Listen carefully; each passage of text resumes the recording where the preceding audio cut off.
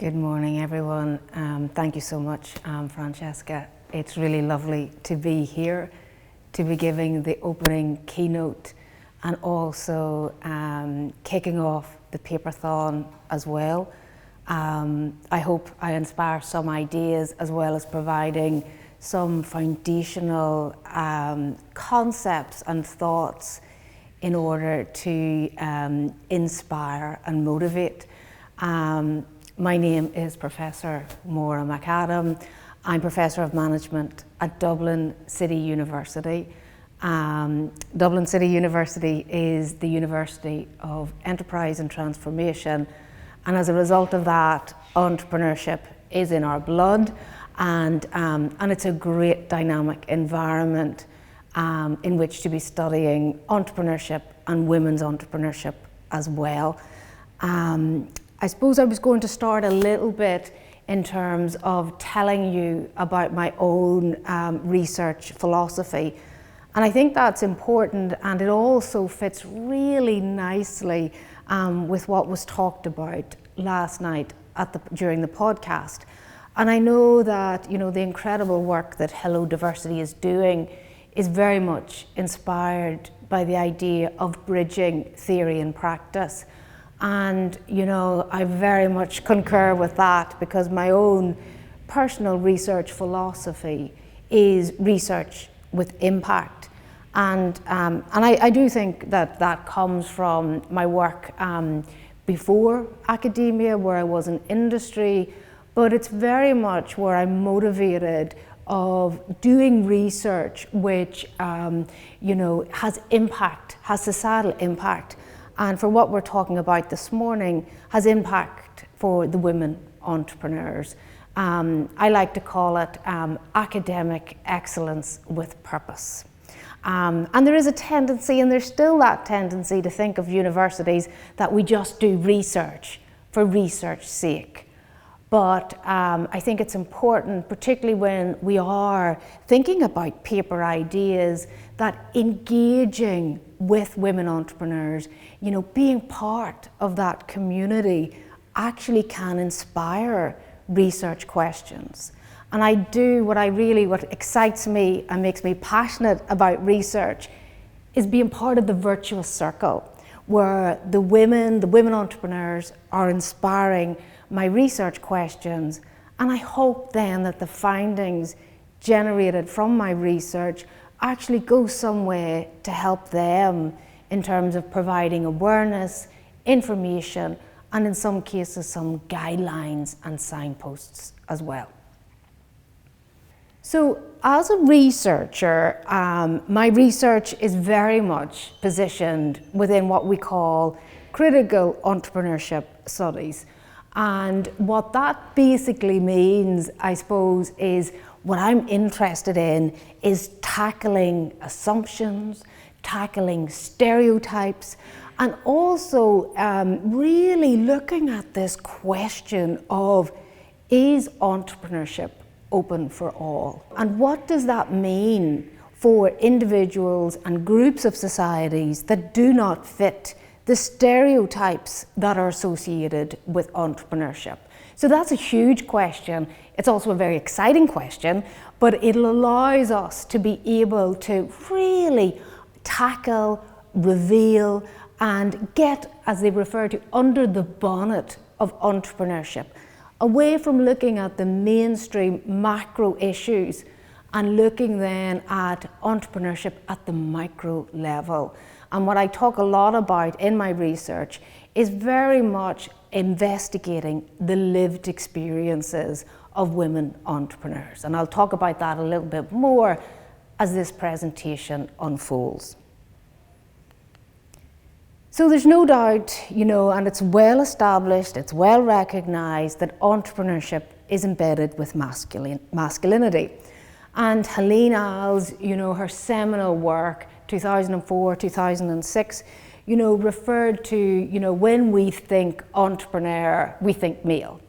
And she actually then, in her work, said that the words used to describe the entrepreneur are exactly the same words used to describe manhood. So there's no doubt then that entrepreneurship is considered even to be a form of masculinity and is embedded with masculinity.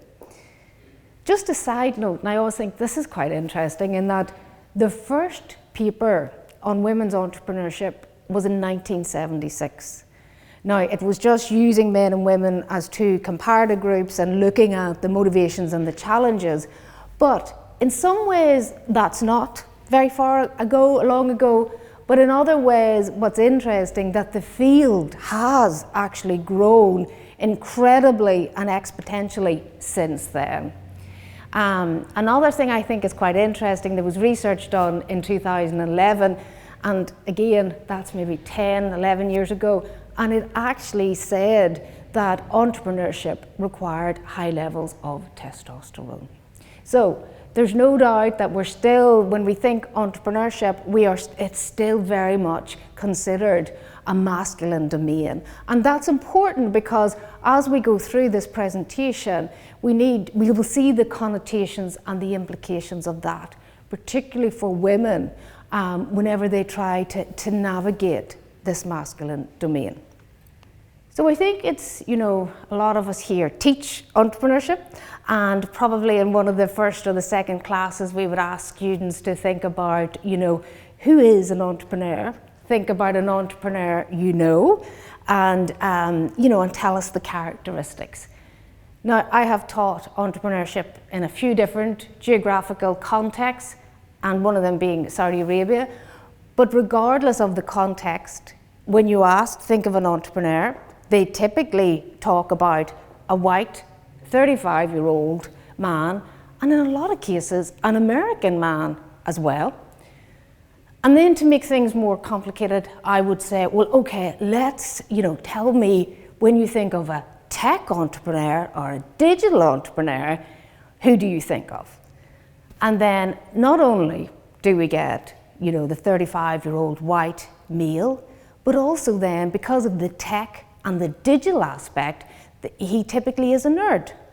So, we may smile at this and we may think, well, and so what? The so what is that, this can result in what we refer to as othering. So if certain groups, whether they're women, whether they're minorities, and they feel that they don't fit into the stereotypical normative notion of who the entrepreneur is, that can result in them feeling that they are different, they don't belong to, it may affect their self-efficacy in terms of whether they believe they can be an entrepreneur. It may even result in imposter syndrome. It may result in inferiority. So it's important whenever we are actually thinking about stereotypes that we realize that the implications that they can have and the implications that this othering can have as well. One of the big implications for othering, particularly for researchers, is that it can actually result in what we refer to as a gender data gap. So if we go outside entrepreneurship for a moment, and you've probably heard of the book Invisible Women by Caroline Cherredo-Perez, and some really interesting nuggets in that book. And she would say that most offices are 5 degrees too cold for women. The reason for that the formula used was, first of all, it devised in 1960, and then secondly, it's actually based on a 40-year-old 70-kilo man. And women's, metabolisms are a lot slower than that. Also then, she talks about that women are more likely to be misdiagnosed after a heart attack. And again, because the samples are all male. And then the piece of information that she's most famous for is the crash test dummies. And, again, they are designed on this reference man. And although men are more likely to be involved in collisions, women are 50% more likely to suffer serious injuries. So I think this very much, and I use that a lot because I think it's important when we're explaining to people outside of entrepreneurship, outside of research, why it's so important that we actually include and we have an inclusive sample and data set. Because what happens is that, obviously this information, this data is informing decision making. So obviously we think, okay, it's informing the decision to what temperature the office is going to be. But in women's entrepreneurship and entrepreneurship in general, it's also informing policy evaluation and implementation as well. So it's incredibly important that we are including and we have inclusive samples and data samples. And the other thing I like, it's not this idea that, it's one size fits all. That if we don't have this inclusive sample set, particularly in entrepreneurship, it ends up as one size fits men. And this is very much what my research in 2015 showed within the incubator setting. And, I can, after the presentation, I can put in references for that as well. So I always put a note in at this stage about gender sticking to women. And Elizabeth Keelan, she coined this phrase, and she had said that whenever we say gender, we automatically think, oh, we're going to talk about women. And we do this as a society. We also tend to do it a little bit as researchers as well. So I think it's important when you're thinking about the development of your research questions that, that we take a broader view of what we are considering gender to be. Some people will say, oh, well, there's two genders. But, gender itself, I think the last count there was up to 87 genders. So that, with it, there's a multiplicity there. There's a fluidity that we need to explore as well. So it's important whenever you're doing gender research to take that much broader perspective. And then the other thing, we need to stop treating gender as generic. And, I still get, even a couple of months ago when I got a review back from a journal, and one of the reviewers said, why did you not include men in your sample? So we're still getting that, and for me, there's much, much more interesting differences within, say, the group of women than there are between men and women. And I think with intersectionality, there's so much there. We have to acknowledge that the influence of multiple identities, and whether that is age or origin, whether it's able-bodiedness, there is so much there that we can explore. And again, I get very excited about exploring the lived experiences of women's entrepreneurship. So very much acknowledging the intersection of all these different axes of difference, the multiple identities. That to me, as a researcher, that's why we do this. It just gets us very excited. And it also means that we're actually providing information which is an accurate representation of women's lived experience. So now we're on to, and I thought I'm going to go in now and tell you a little bit more about digital entrepreneurship and also some of the research that I have been doing within this area, and also then hopefully to inspire you at the end with some ideas with regards future research questions. And I suppose whenever as researchers, we all need a definition before we explore a particular area. And this particular definition with Davison and Vast it's a great definition in that it's really broad and it allows us to explore a wealth and depth. The other issue is it's very broad, so we need to also then be quite clear within that area of digital, what are we looking at? And it is interesting that, that broad term can be anything from the use of social media, it can be machine learning, it can just be the use of the internet in a very broad sense, and it can go all the way to AI adoption. So I suppose that's the first thing I would say is that, obviously think about the definition that you're using, and also then think about, within that, broad area, what is the subset of digital entrepreneurship that you're interested in exploring. And there's a talk, they talk about digital entrepreneurship as, the architecture, talks about the platforms, and also talks about the idea of it being artifacts, and very much about it all being tools. And I'm going to go back to that in a moment in terms of there is this idea, the fact that it provides you with tools, that the affordances that those tools provide are generic, are broad, and again, are the same for everyone.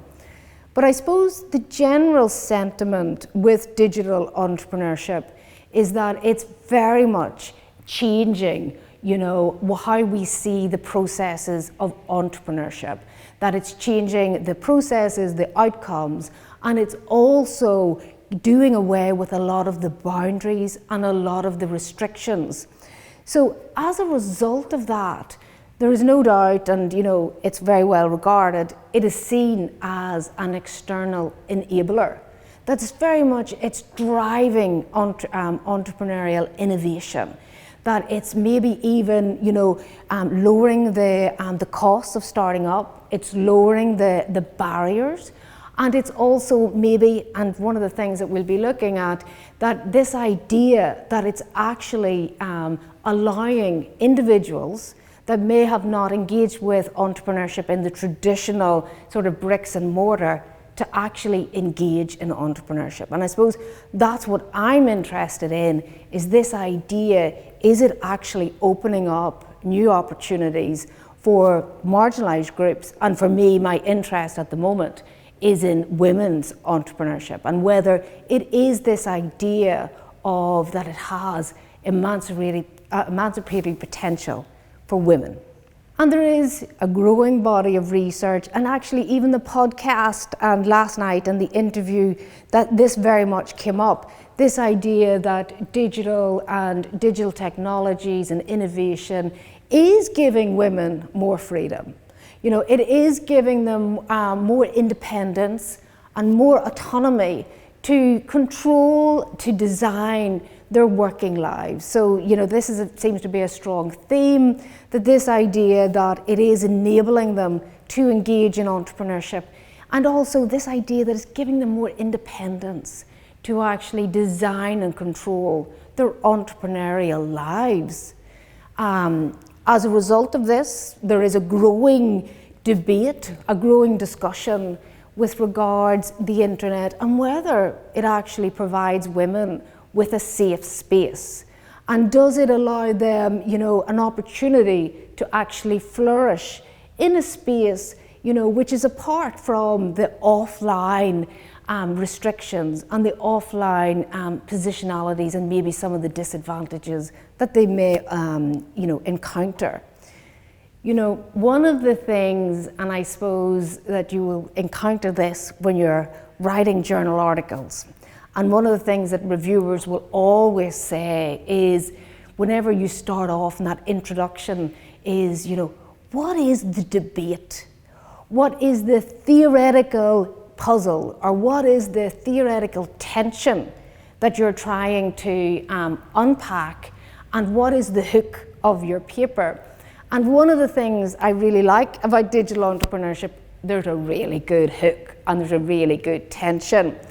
And, and it is this idea and this question of whether, whether digital entrepreneurship is actually leveling the playing field for women.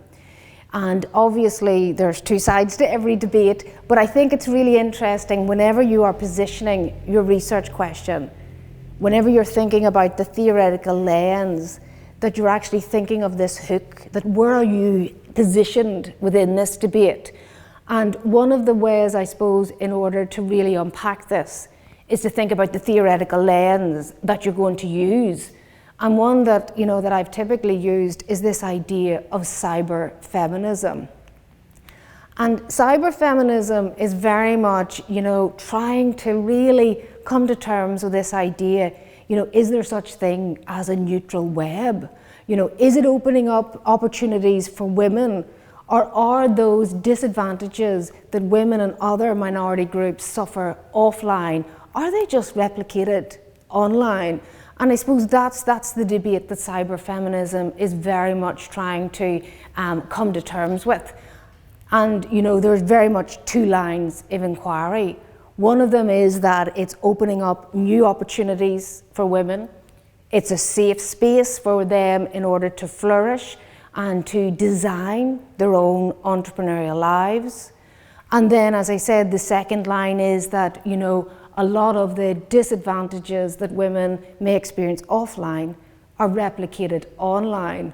And, Angela Martinez-D did some incredible work in terms of looking at intersectionality and positionality with digital entrepreneurs. And this very much looking at the impact of not just gender, but also class, and the impact that has in women's ability to actually utilize, experience all of the benefits of digital entrepreneurship. And it's very much this idea, is it a neutral web? And I think that in itself, in terms of formulating research questions, I think is incredibly exciting. And then even within that, you would think, well, okay, how would we look at neutral web when it comes to social media platforms? How do we look at neutral web when it comes to AI adoption?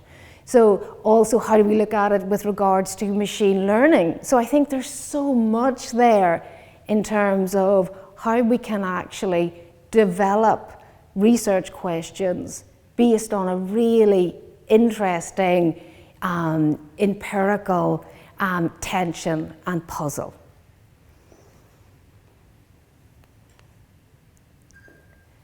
So again, this is speaking to this idea, whether we do have such thing as a neutral web.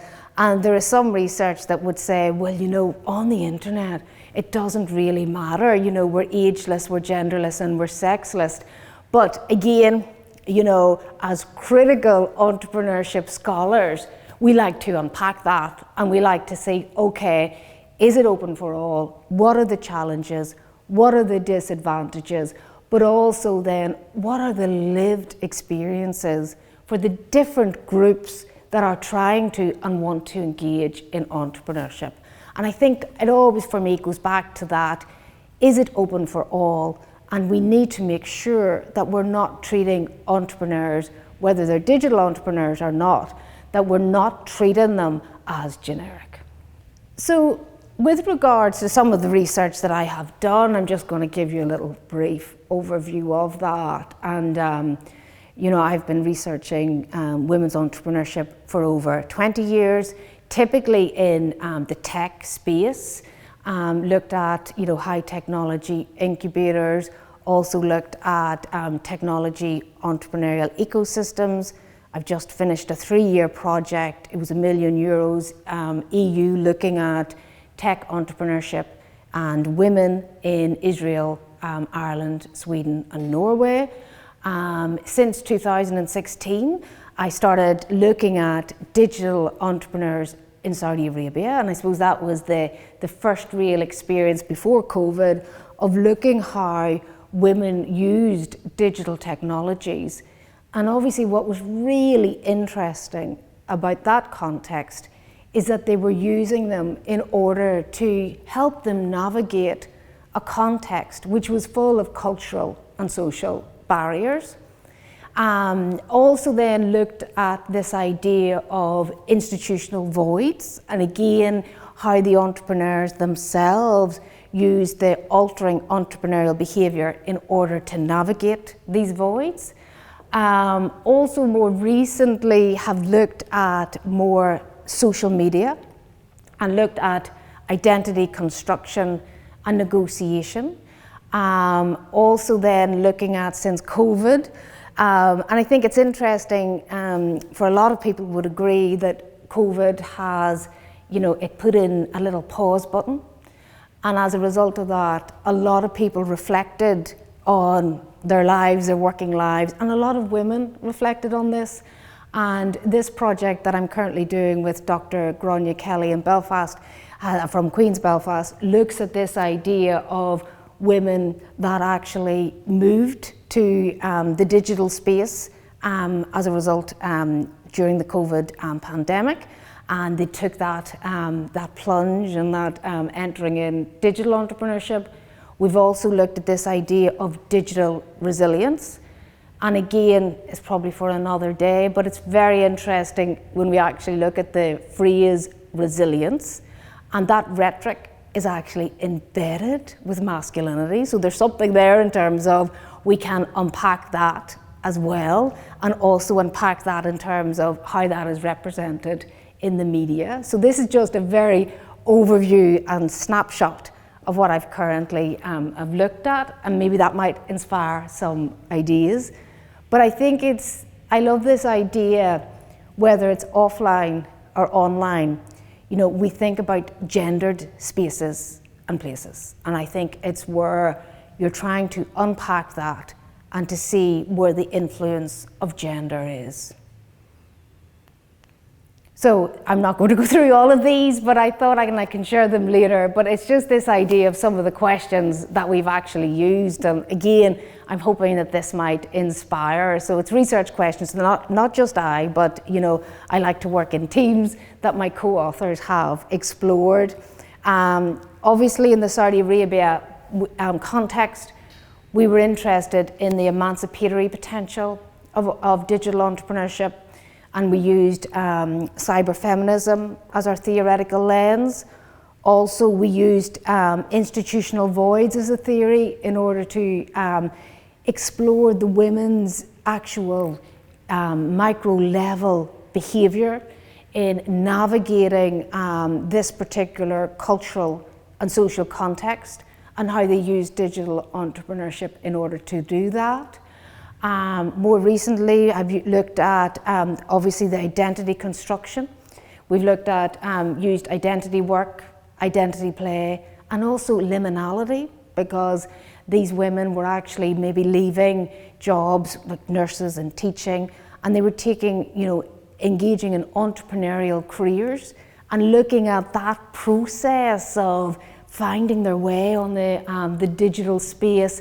And also, it was a lovely mix of, excitement, freedom, but also a lot of uncertainty, and also the lack of boundaries and lack of regulation also led to some bullying and harassment as well.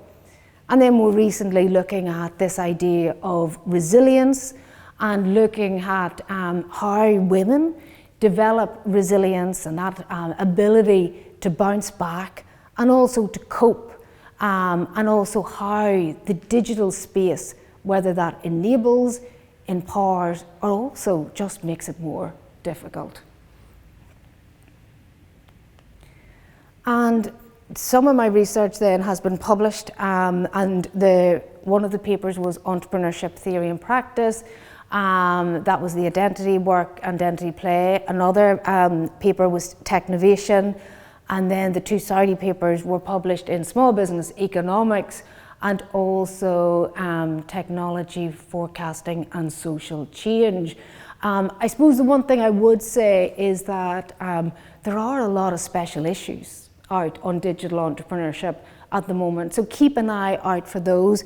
Typically, and it always makes me smile, that when you look at the research questions, they very rarely mention women, or they very rarely mention, sort of the individual or the any sort of minority groups. But that doesn't mean that they're not open to that. But I think it's just interesting that there is an interest in digital entrepreneurship, there's an interest in digital technologies and digital transformation, but it's still at that macro level, and it can still be sometimes tackled in a mainstream perspective or a mainstream way. But that means it's just the onus on us as women's entrepreneurship researchers to really understand and think about how we can unpack this and also investigate the micro level perspective. So again, I'm not going to go through all the key contributions that the research has made, but basically what I would say is, if somebody said, you can read the papers and that's all the theoretical contributions, and then I would say, and so what? More like, and so what? And I think this is, I remember as a PhD student, that was the question. I used to be terrified. And like, what happens if somebody says, Maura, so what? And would I be able to defend that? And I can confidently say this morning, yes, I can defend that. So what with your research and looking at women's digital entrepreneurship? So it was the first time that research was looked at in Saudi Arabian context, particularly within the digital entrepreneurship space. And, women and, the society in Saudi Arabia, they're actually referred to as digital natives. They have a great engagement and uptake of digital technologies. But it was the first piece of research that actually wanted to explore this. It did reveal that digital technology did have, and it does have, an emancipatory potential for groups of society where the broader cultural and social context may not be as supportive as maybe in other contexts. It did provide the women with a space in order to flourish and to try out entrepreneurship. The other thing that was so, I thought, interesting about this piece of research was that, within that particular context, there is a drive from the macro level to encourage entrepreneurship and to encourage people to think more about taking the entrepreneurial plunge. And what was interesting from the micro level, that it was the women themselves that were actually changing the culture with regards women's entrepreneurship. So that's so interesting in that the change is coming from the bottom up, not just necessarily top down. And then obviously the work with identity theory, identity work has revealed what it is like in terms of that career transition from what we would consider more normal traditional jobs into that entrepreneurial digital space. And also the looking at liminality, the transition, and also all of that nice messiness that goes on with regards the digital space and identity negotiation. So I'm going to finish now and hopefully give you a few tips and points and ideas with regards future research questions. And I suppose the first one, and I suppose it's thinking about the work that I did do in Saudi Arabia. And we have a tendency, I think, when we think of a digital space, that it's a vacuum and that it's a closed shop. But there's no doubt that research demonstrated that the digital space, it is also influenced by the broader social and cultural context in which it is situated. So that's an interesting avenue to explore, is to look at the social and cultural norms with regards to digital technology and how that's influencing individuals' engagement with it.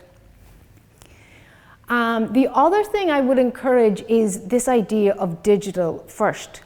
Now, Hull et al. In 2007 referred to varying degrees of digitalization, but there hasn't been anything since that. And again, we need to move away from this idea that it's tech versus non-tech. There's a broad spectrum there, and I think by first of all acknowledging and encouraging that broad section, we will get more people to actually participate in different ways in digital entrepreneurship, but also it'll help us as researchers to very much identify who within that continuum and what type of digital entrepreneur that we want to investigate. I'm particularly interested in women's adoption of AI. Also then intersectionality and affordances. I think there is a relationship there. I think there is a spectrum, and maybe we could develop some sort of matrix, because there is a tendency, because digital technology has a tool association, that all of the affordances are generic, but we know that, you know, we have to take an intersectionality perspective in order to very much see how are these affordances influenced by people's offline positionality. And, you know, I've talked a lot about, you know, women entrepreneurs and, you know, and I've looked at women and how they've crafted their entrepreneurial identities online. But what about others? What about men? How do they craft their entrepreneurial identities online? How do other communities, whether it's LGBT plus, and, you know, what about other communities? And I think that's important as well. I'm currently just looking at women, but there are many others that we can include in this very important conversation. And I suppose the one thing then also we need to look at is the dark side of digital entrepreneurship.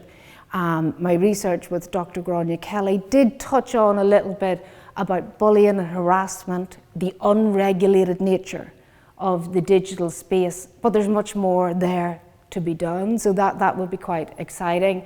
And then I'm going to leave with one comment now, and that is that we as researchers have a responsibility in terms of the methods that we use in order to actually investigate women in digital spaces. So we need to be thinking, well, how can we be innovative?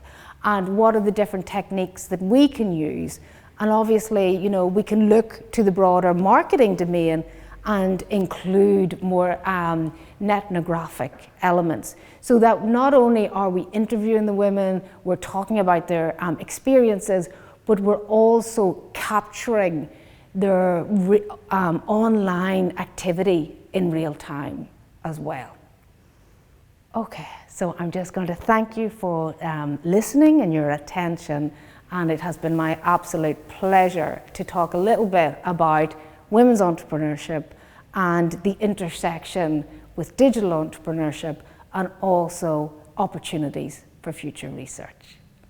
Thank you.